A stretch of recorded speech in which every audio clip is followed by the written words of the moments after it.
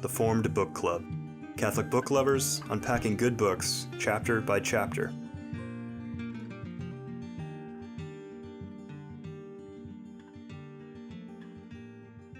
Welcome to our cozy little Formed Book Club here, where we are discussing Father Robert Spitzer's book, Science at the Doorstep to God. And before we begin, we have an erratum to cover. That's the Latin for error. I'm not sure you were in error, but so Vivian, what is it you want to correct?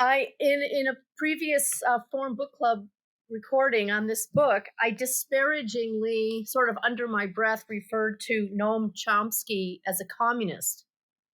And I deduced that because he has been something left of center in his politics for years.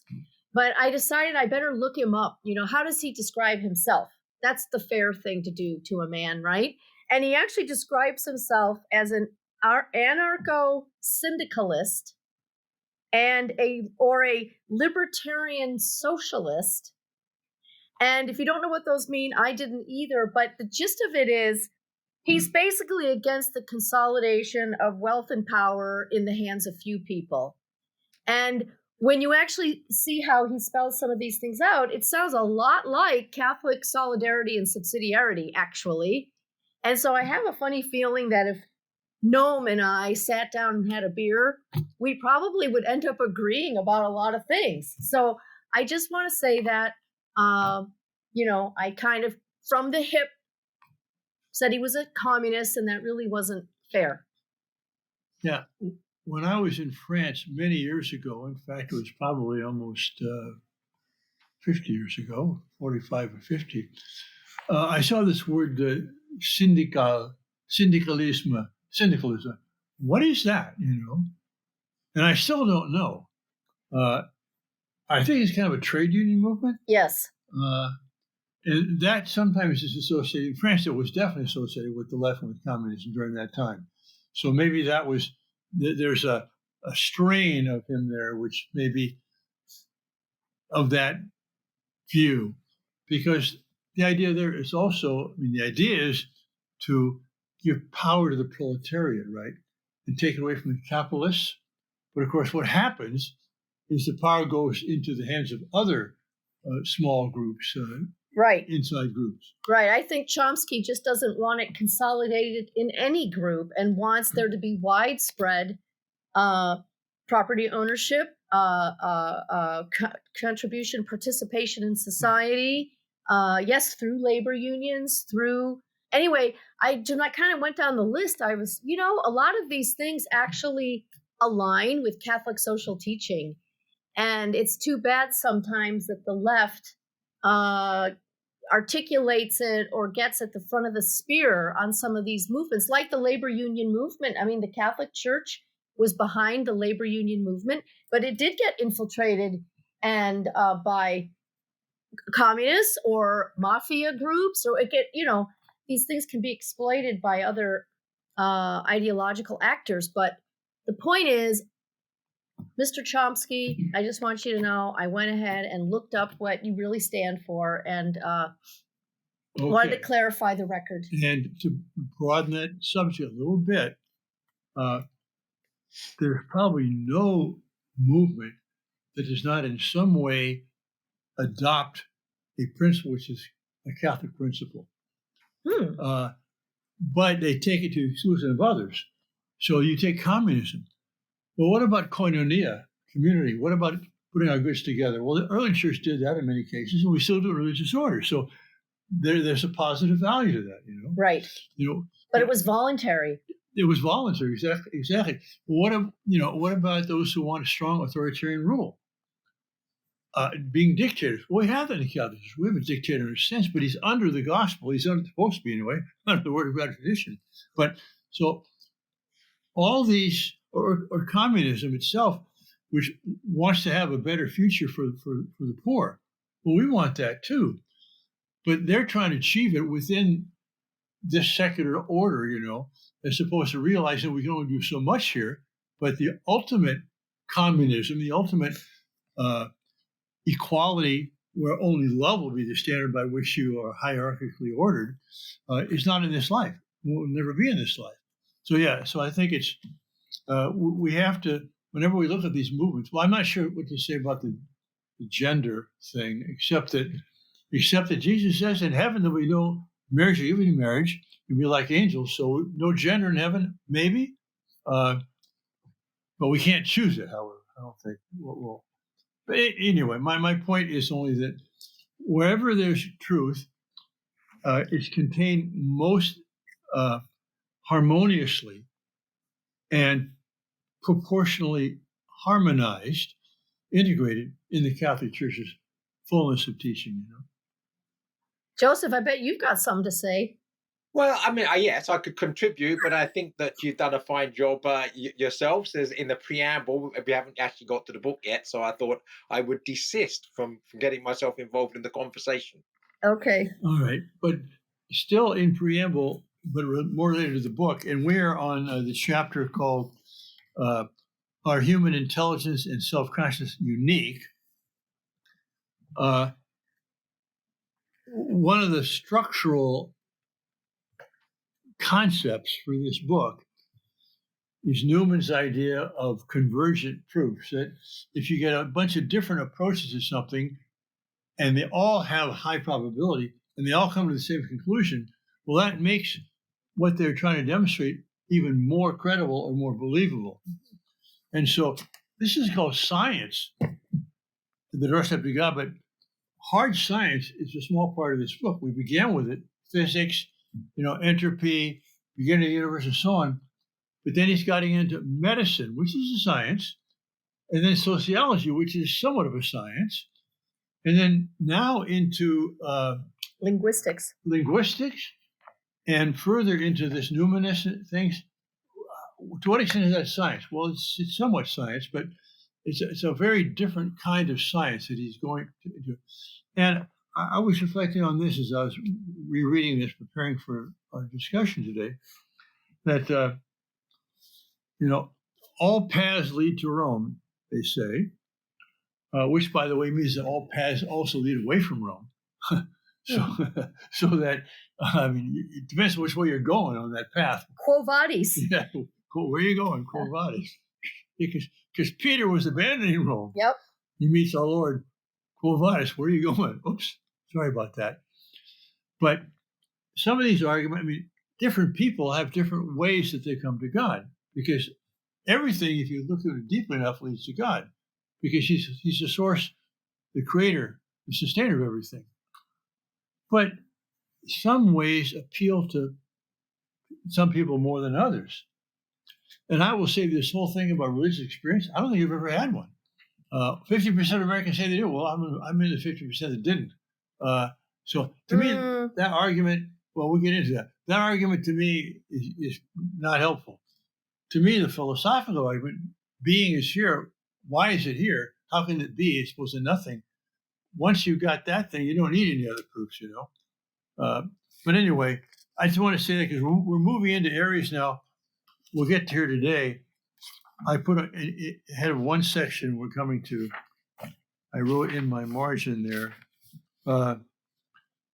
entirely unpersuasive to me, but we'll get there. Right. So we're on page 161. Right. Well, and back to Chomsky, because what Chomsky's huge contribution to linguistic research and how we learn language and develop language, he broke apart the hold of the behavioralists on this science or this area of research, who just saw human beings as determined by environmental factors, and that we were no different from the other animals, that we were simply formed by evolution and environmental factors. And that's how you explain language. And it was Chomsky who, looking into this and actually studying primates and trying to teach them languages and seeing these tremendous gaps between what human beings are capable of in terms of understanding language and using language and what primates are capable of. And so we can thank Professor Chomsky for the contribution he made to this area of science, because it opened up now these other vistas for looking at these differences between human beings and every other creature on Earth that might communicate in some way or another, but not with the abstract reasoning that we are capable of in apprehending truth through language and then communicating truth through language, and even questioning and rearranging those thoughts, and because we've already got a mental framework for doing that. So anyway, we can thank Chomsky for breaking that open. And so on page 167. Well, wait a second. Oh, okay, sorry. I'm on 161. Okay, let's go back to 161. And I wanted to begin here because there's a wonderful sentence about Ted Williams. And I have this in common with Ted Williams. We are both left-handed hitters who hit over 400 in a season. Now that's pretty important to hit over 400, because I was playing freshman college baseball and he was playing in the major leagues. Nevertheless, Teddy Williams was probably the best hitter ever in this major, and he's left-handed. So here's the statement about him, page 161 at the bottom. Ted Williams, who spent a lot of time fishing with custom-made fishing rods and was also a famous pilot during World War II, had the highest seasonal batting average in baseball. And that's an example of a sentence in which there's a lot of words between the first word about Ted Williams and the last part about what he hit. And that animals, when they do these tests, they can somehow perceive in a linear way, and respond to that. But once you put things in between, they can't grasp that. Mm-hmm. And that was used as one of the proofs that whatever animals are doing, they're not doing what you talk about, Vivian, of being able to organize words and put them in different order and understand them, even when they're separate from each other by other words in the sentence. Mm-hmm. So on 162, Spitzer spells this out. They are locked into linear adjacent associations. Yes. These other animals that have language, a capacity for language. And then the top of the next paragraph below that, or two paragraphs, apparently non-human animals do not have the capacity for hierarchical syntax, meaning what's more important than what? Yes. And so he goes on to say this is the difference between being able to grasp conceptual ideas and apprehend those versus just simply following a kind of cause and effect. If I use this stimulus response, I get a reward. And so now you can train an animal to communicate with you about its physical needs and obtaining what it wants and needs through a kind of use of language, but it's nowhere near human language for all of the reasons that he explains. Right, so that's what he calls, as you said, hierarchical syntax, which they have shown no ability to do, or to understand. And also, human beings can, this is on the next page, can reconfigure all the elements on the same levels of meaning independently of the way they heard or saw the expression. And now you think of the ultimate use of language, Joseph, being poetry. You can change the word order around. English is not as supple at doing this as other languages are, but the great poets, they'll flip a sentence around. They'll use a word in a way that's never been used before. They'll put two words together that have never been put together before, and this kind of thing. So this higher use of language, if you will, is just light years away from whatever animals can do.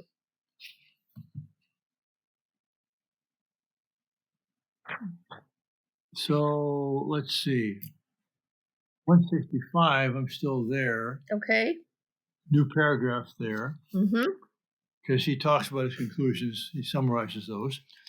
These conclusions indicate a considerable gap between human in non-human language and thought. It's considerable. It's so considerable that it's not just a degree, it's a total categorical change, you know? Mm-hmm. Is the gap unbridgeable? Does it represent an ontological distinction between humans and non-humans, or only a gap that can be explained by what Darwin is 1871 Descent of Man called numberless gradations? See, that's part of the mistaken mentality we have, is that, well, anything can happen as long as it happens in slow enough steps, you know? But you can add whatever you want to molecule on molecule on molecule. It's not going to start living, you know? Mm-hmm. I mean, once you have life, you have something which is completely of a different order than all it was ever, even though the molecules might be the same. For example, I grow wheat also as well as grapes. And at the end of the year, you know, we harvest the wheat. I save some for planting. I make some into flour for hosts. And I keep the rest because we got some left over. But you have a pile of wheat grains, you know, or berries, they call them. And how do you know which ones will grow and which won't? Or what percentage will grow? What they do to find the percentage of germination, they'll take 100 seeds and they'll put them on a damp surface and warmth, you know, and they'll find out that 82 of them germinated and 18 of them didn't. So 82% germination. What's the difference? How could you analyze that seed? The molecules are the same. Mm. The order is the same. But some of those seeds are actually dormantly alive and some other. But physically, you can't distinguish them except by testing them and seeing which ones work and which ones don't. So this idea of, you know, if we just got, you know, a little gradual change that will eventually change a fish into a nuclear scientist. Sorry, it's not going to work. Well, interestingly enough, Chomsky and his colleague Berwick, they originally hypothesized that, maybe with major genetic mutations, this rewiring of the brain would happen. But eventually, as is on 166, the bottom, they admit that they may have run up against a problem defying biological and therefore evolutionary explanation. Interestingly, they turn to philosophy to provide a possible answer, appealing to the pre-Socratics and by implication to Plato, Aristotle, and modern philosophers. So that's interesting to see their evolution as they've studied this field, to move away from, doesn't seem to be a biological explanation here that we can fathom. And I like this run against the problem, because Chesterton makes an image out of that about, you know, birds can build nests, you know. Well, that's like humans, right? We build things, but they don't have 7 styles of architecture, you know, and that sort of thing. And he says, so it's as if the bird has come up like hitting a window. You've seen birds do that, you yes. know? They reach that barrier, they can't go beyond. There's simply a barrier there between human thought and what animals do. Mm-hmm. And as soon as you get into the philosophical problem of conceptual ideas as distinct from perceptual. Yeah, it was a good distinction you made there. Yep. Then now you're looking at something that's maybe beyond physical. Transphysical is what Spitzer now is going to argue from this basis that we've been given in linguistic studies. He's going to now move into the philosophical realm and discuss how we see there an understanding of transphysical explanation for uniquely human language and thought. That's on page 168. Right. And then he begins section A, 169. The irreducibility of experiential consciousness to physical processes, Thomas Nagel and David Chalmers. This is the one I said entirely unpersuasive to me, because look on page 170. Here's his argument. 1 in the middle of the page. In our world, there are conscious experiences. 2, there is a logically possible world physically identical to ours in which the positive facts about consciousness in our world do not hold. Well, what do you mean, logically possible world? What kind of proof is this? You know, some imaginative, hypothetical, speculative world which we don't know about. So this whole thing, I just thought was, for me, useless. And then page 171, about 2/3 of the way down, Chalmers postulates the logical possibility of the existence of a zombie with identical physical structures and processes to himself, but without conscious experience. Well, what the hell? Yeah. You can posit all you want, but what kind This of was proof is that? when we were talking before we went on the air, and I was saying I was completely flummoxed by some of this. Those last two things, that point number 2 about logical possible worlds, and then the Chalmers postulate, the zombie hypothesis. I just found myself scratching my head and thinking, what sort of first of all, I'm not even sure I know what he's saying, and if I do understand what I'm saying, I don't really think I'm convinced that it's a convincing argument. So yeah, this was scratching head time for me. Right, but at least what it shows, as nutty as this seems, at least it shows that because the dam has been broken that was holding up any kind of transphysical exploration at all.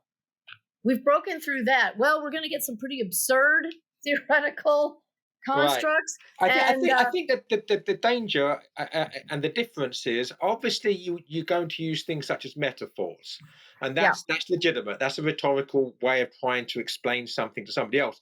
But very quickly, if you're not careful, you're going into fantasy.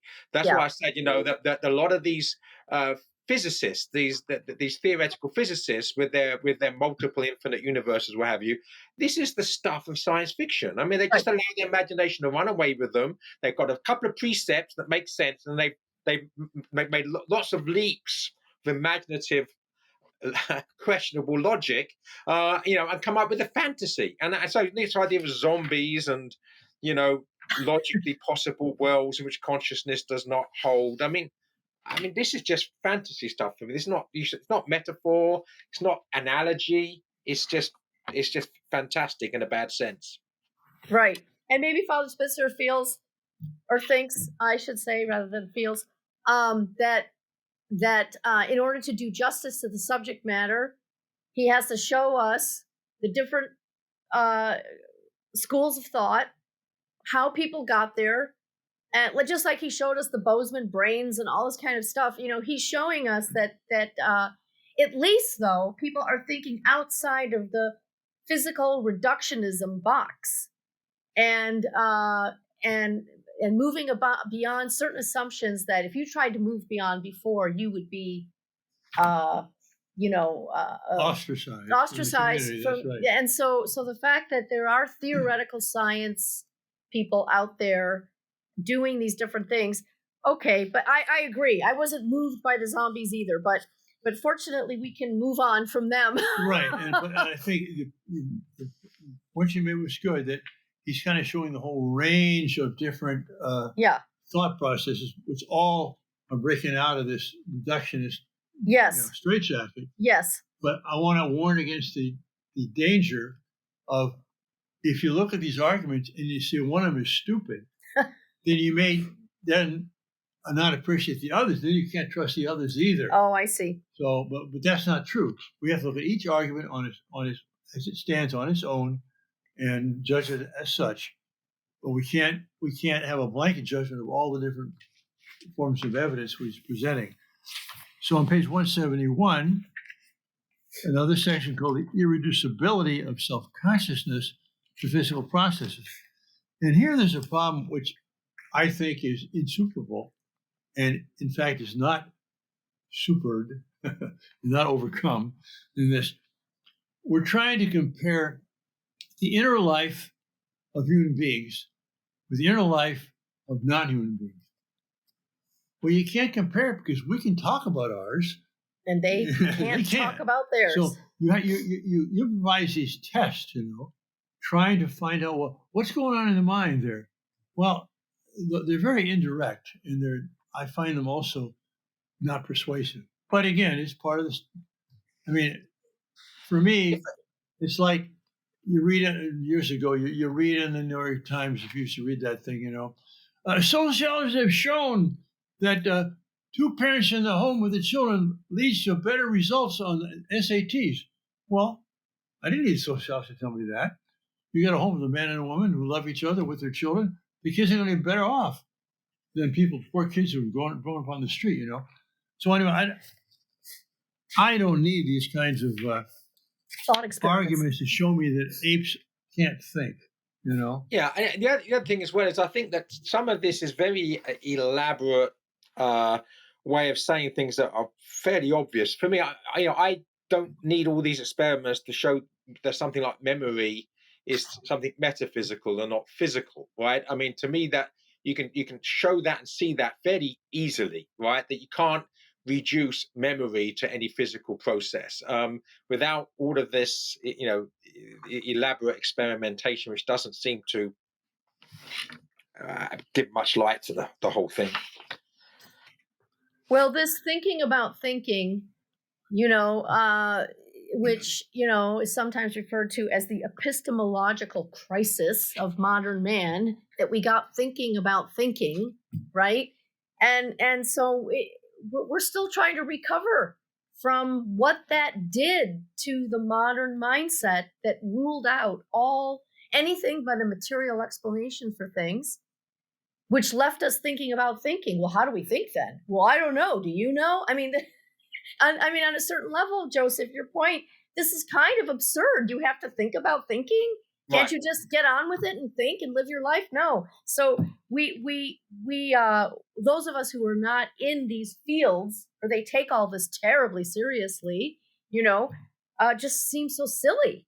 But in any case, it does look like we've gotten past the really silly stage, and we're actually getting into some creative thinking that allows for non-material explanations for the phenomena that we all just accept every day of our lives. I suppose, from what you've just said, that my main complaint, if that's the right word, is there's an awful lot of words being used here to prove that the emperor's got no clothes. Well, all you have to do is look, right?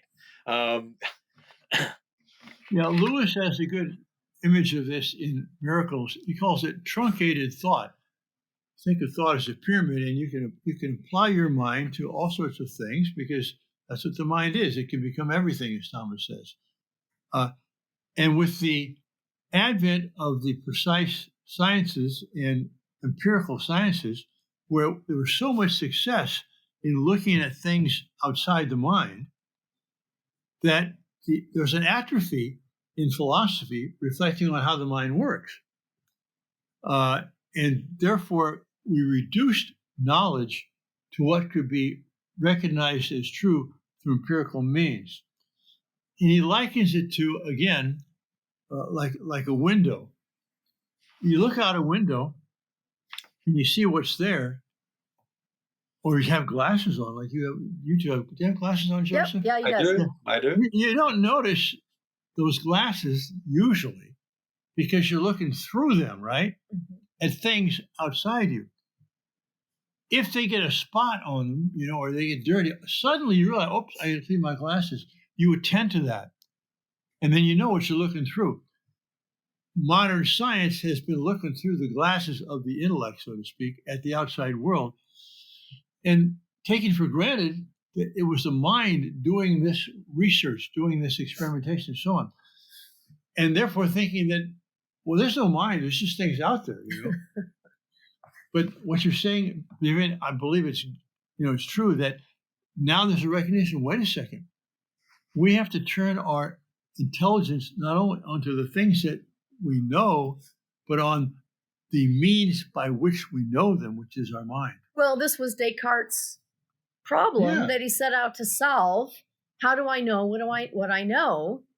But unfortunately, he too ended up down a rabbit hole in trying to come up. And the reason why, so this is part of the reason, is that if what you're insisting upon is certitude, I just want to say good luck with that.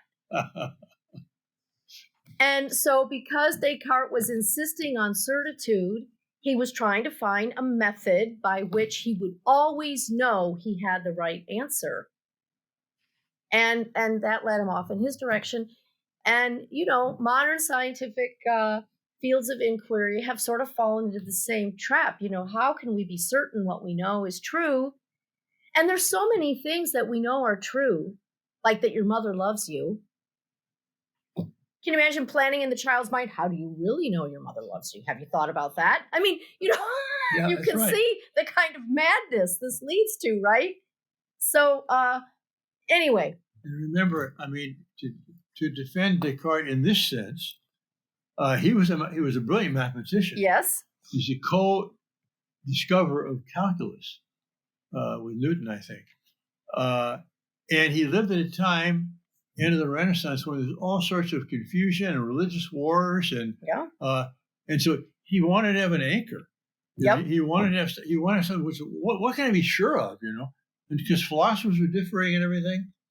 And Aristotle had the wisdom to say that every form of knowledge has its own degree of certitude. And it's a mistake to apply one degree of certitude from one knowledge to something else. Like you said, knowing your mother loves you. You don't apply mathematics to that, you know? Well, some people do. Well, she gave my brother a bigger candy bar than she gave me. That's right. So now you're using the quantitative proof of your mother's love, right? Okay, so never mind. Anyway, yes, Aristotle. Yeah, and so that was something which affected Western thought from the 1600s on because of Descartes, and he's sort of the father of modern philosophy in that sense. But it was a departure from intelligent realism, where you accept. I mean, if I can't accept that what I'm seeing is really out there, well, then where do you go from there? Right. You know, right. You end up. Descartes actually used to Berkeley, who was a bishop, I think, in the Anglican Church, who basically his theory was that everything is in my mind. Yes. So it's all a play that I'm running for myself, and you are this wonderful character. I'm not sure why I put you there, but I mean, I put you there for my good use and pleasure, for my solipsistic play that I'm running. You know, right? Well, you know, what was the response to? I stubbed toe on a stone or something. Yes. Dr. Samuel Johnson said, "Just go kick it," you know. Just go kick a stone, Barclay, and then you'll, or something like that. Well, I think we've gotten we've done, I think, 12 pages. I think we should call it quits for now and come back. Okay. We've been a half hour. We'll see you all next session. God bless you all. If you enjoyed this discussion, please help spread the word about the Forum Book Club by subscribing to the podcast and writing a review. You can sign up for weekly updates at forumedbookclub.ignatius.com.